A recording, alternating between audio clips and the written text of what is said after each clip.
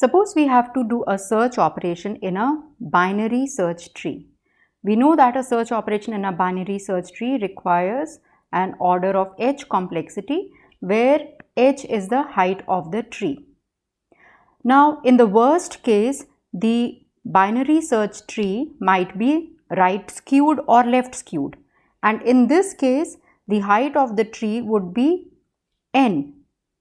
So, the time required for the search operation in the worst case over here would be order of n. And in the best case, the height of the binary search tree would be log n. And so, the time that would be required for a search operation would be order of log n. Take the example of searching for an element 25. Here, in this case, we will have to scroll the complete right subtree and go through all the nodes till the time we reach the required data element. In this case, we would just have to go through 2 nodes and get to the required node. So, we see that the binary search tree, it faces this problem of a right skew or a left skew in the worst case. And this may depend upon the order in which the data elements are arriving. Suppose we have to construct a BST tree with these data values. Suppose first data value 5 comes in. So, we have this node 5. Then 10 data comes. So, since 10 is greater than 5, it will be added as a right subchild of 5. Then 15 arrives. 15 is greater than 5, so we will traverse right. We will compare with 10. Again, it is greater than 10, so it will be added as a right child of this node. So, you see a right skewed tree has been created. If the data values come in this order, 5, then 15, which will be the right child of 5, and then 10, which will be the left child of 10. Again, you see that this BST is also skewed because for the root node, the left subtree is empty and the remaining nodes and the other nodes are in the right subtree of the root node. If the data values arrive in this order or in this order, again you see that this tree is skewed on one side.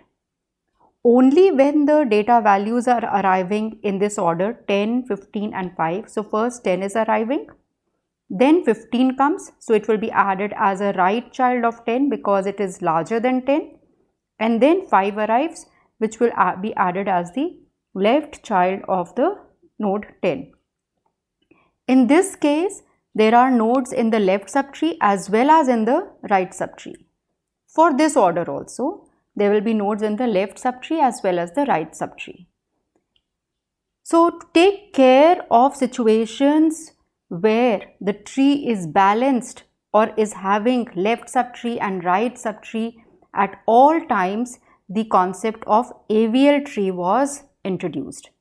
This was invented by Adelson, Welsky and Landis, and that is why, based on the initials of the inventors, this AVL was named.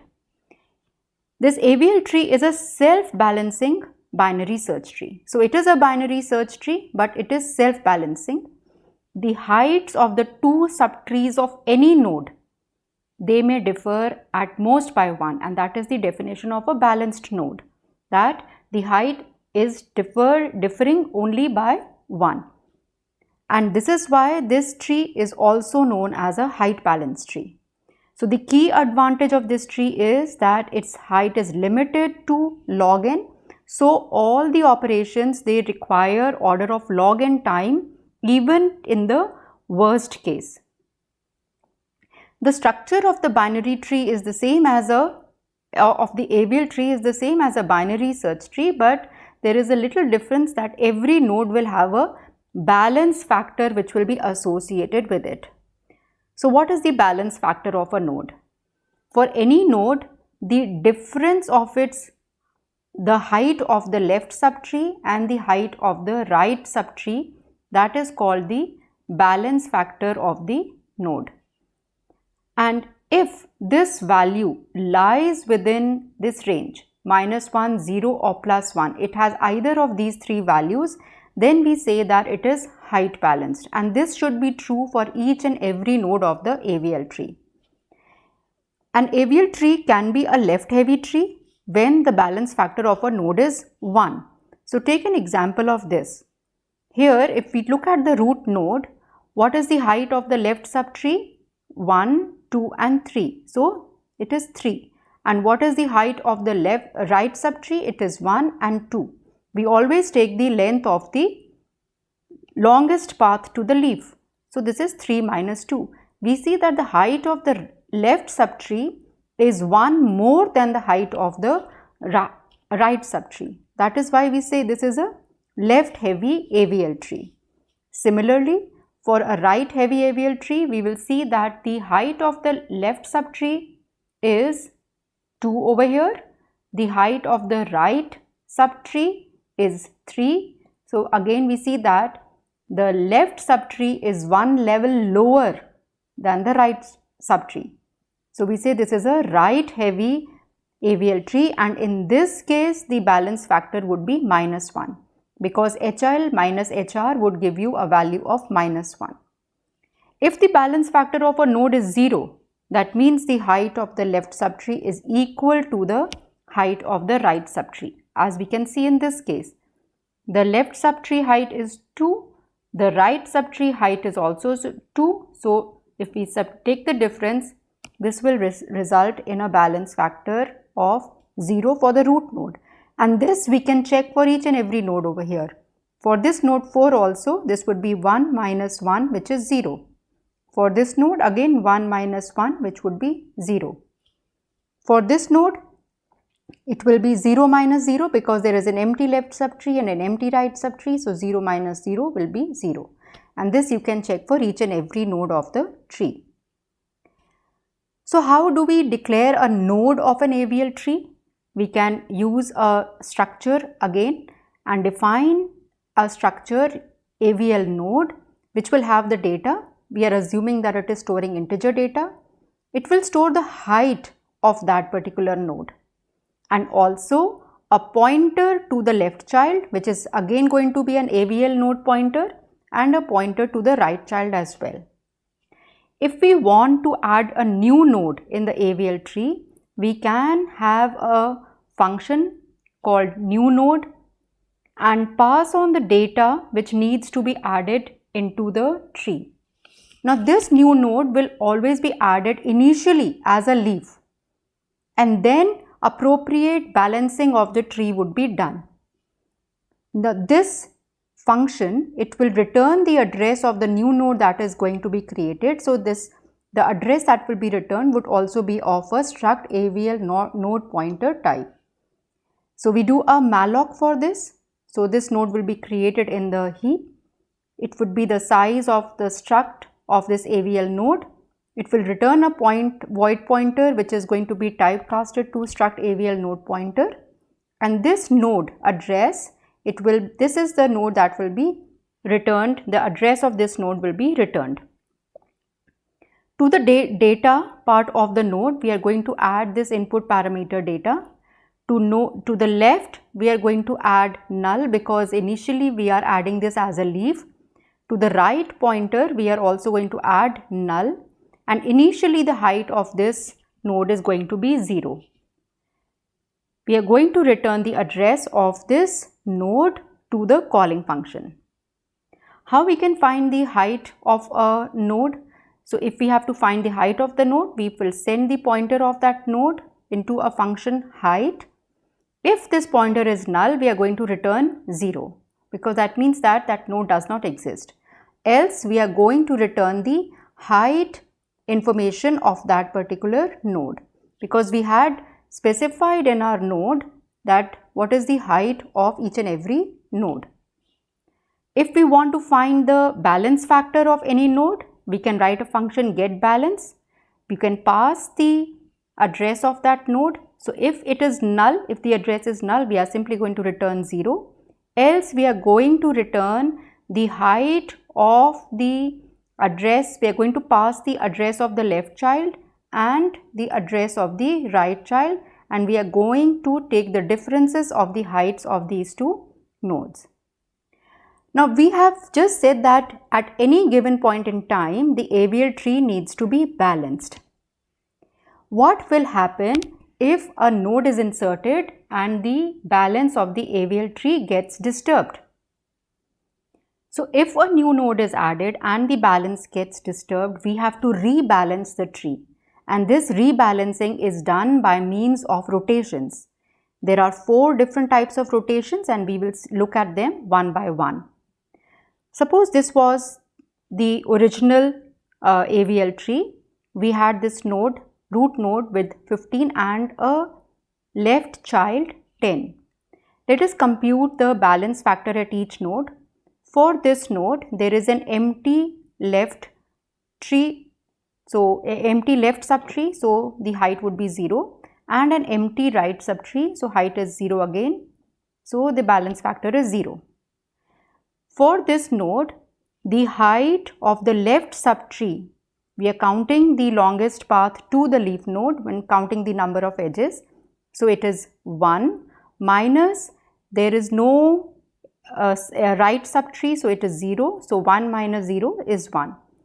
So this balance factor is 1, this balance factor is 0, so this is a balanced AVL tree. Now suppose we add a new node with a data value 5. So you know that since 5 is less than 15, we will go right, we will compare this with 10, and since it is less than 10, we will again go left and add it over here. So now if we start computing the balance factors of each node, for this node it is 0 minus 0. So leaf nodes, we know that it is going to have an empty left subtree and an empty right subtree. So 0 minus 0 is 0. For this node, height of left subtree is 1, height of right subtree is 0, so balance factor is 1. For this node, height of left subtree is 1 and 2, just 2, height of right subtree is 0, so balance factor is 2. Now this becomes the critical node. Any node which is having a balance factor which is not in the range, not minus 1 or 0 or plus 1, that node becomes the critical node and the tree needs to be rebalanced now. So we see that this new node that was added, this is the node that has made the tree imbalanced. And where was this new node added? It was added as a left subchild in the left subtree of this critical node. So how can we make it balanced? What we will do is we will do a right rotation.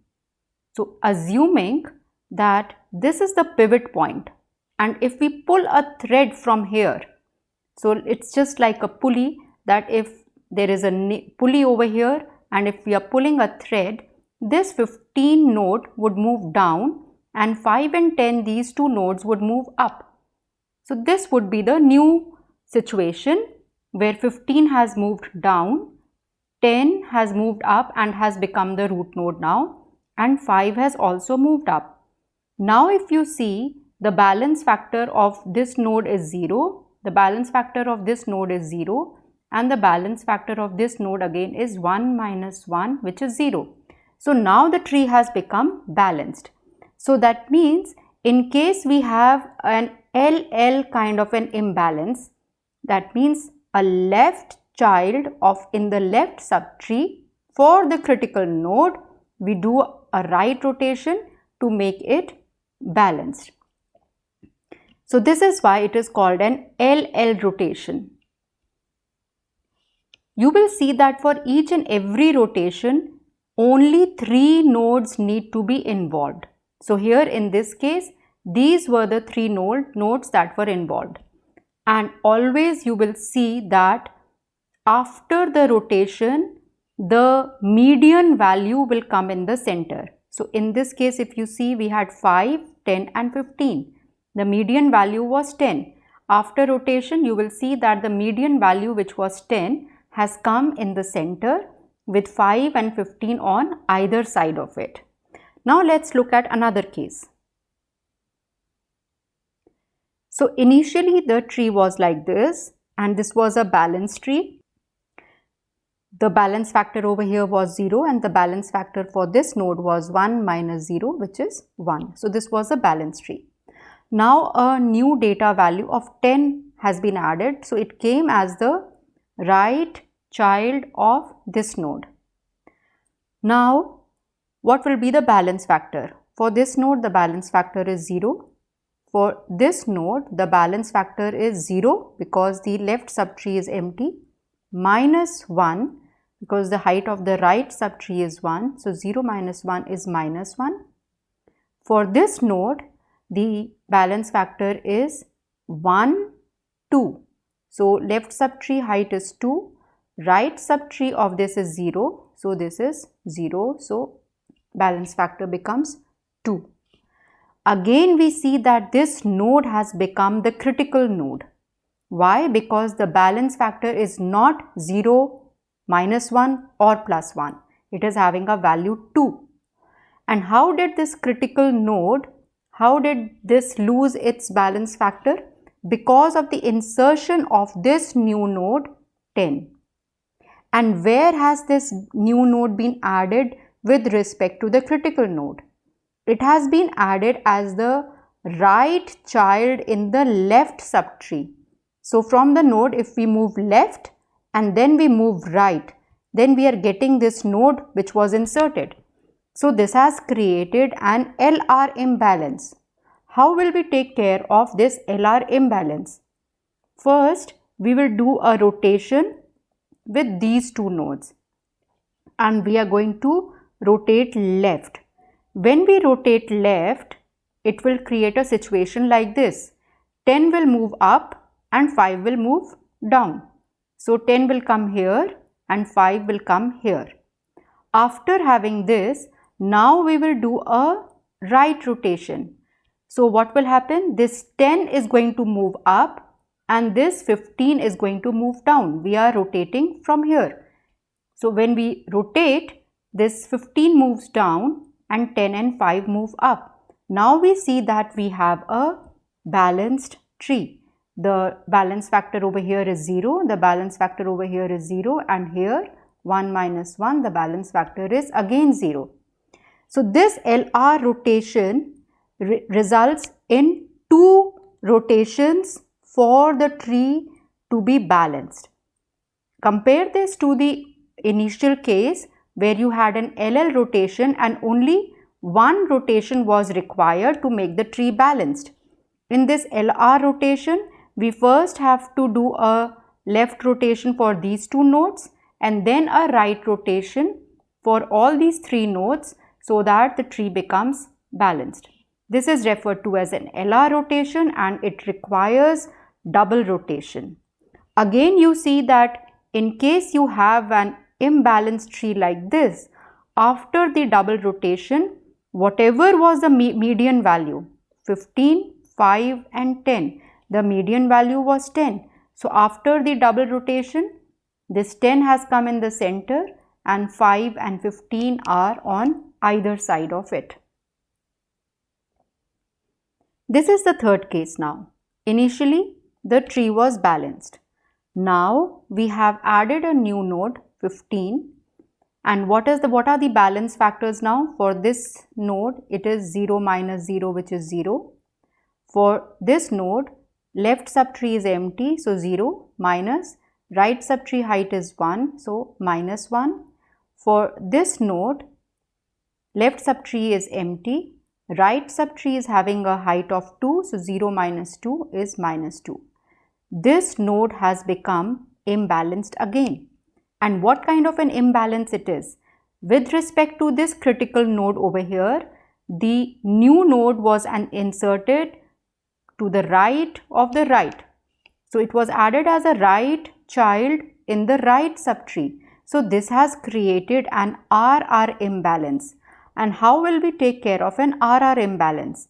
In this case, again, only a single rotation is required, and if we do a left rotation like this, so if this is the pivot and we pull a thread over here, what will happen? Nodes 10 and 15 will move up and 5 will be pulled down.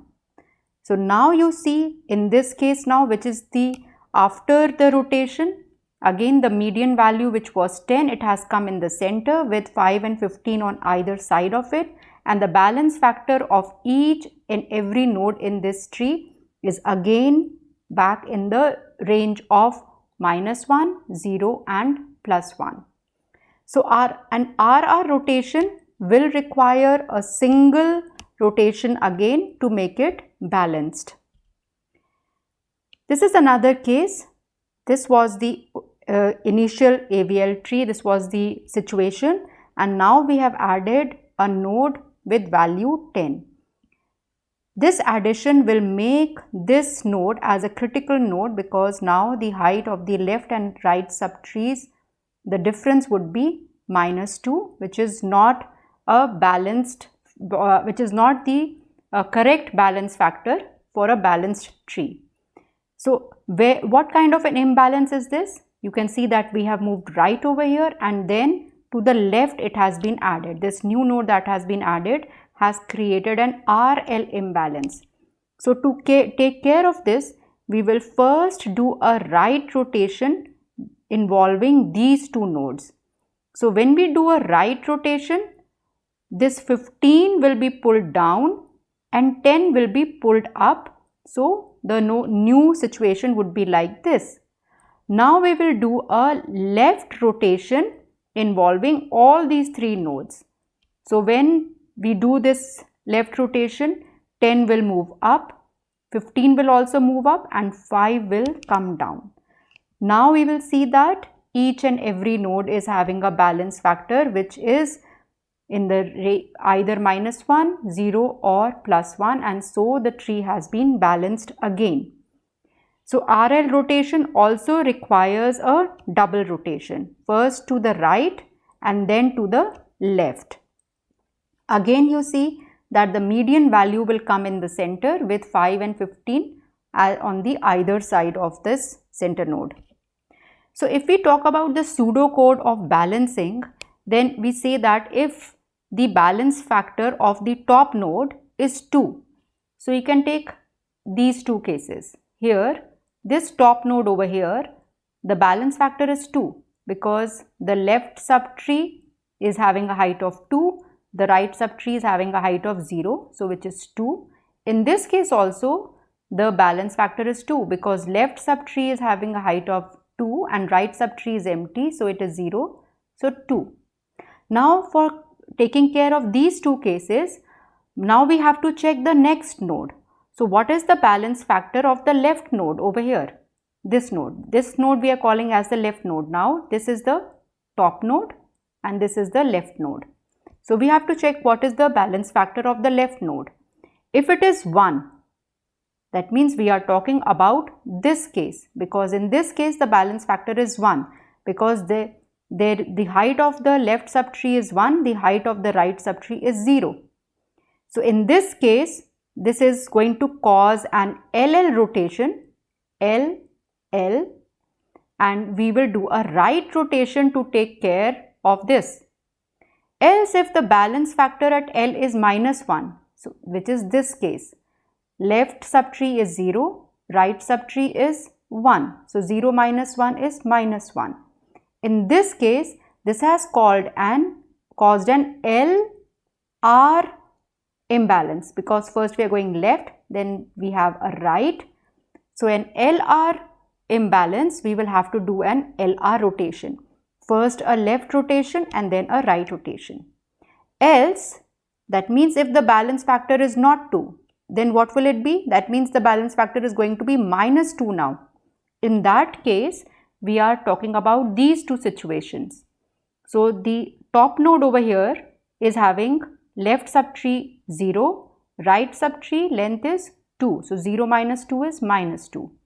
For this node, again left subtree is 0, right subtree is 2, so -2. This is the top node.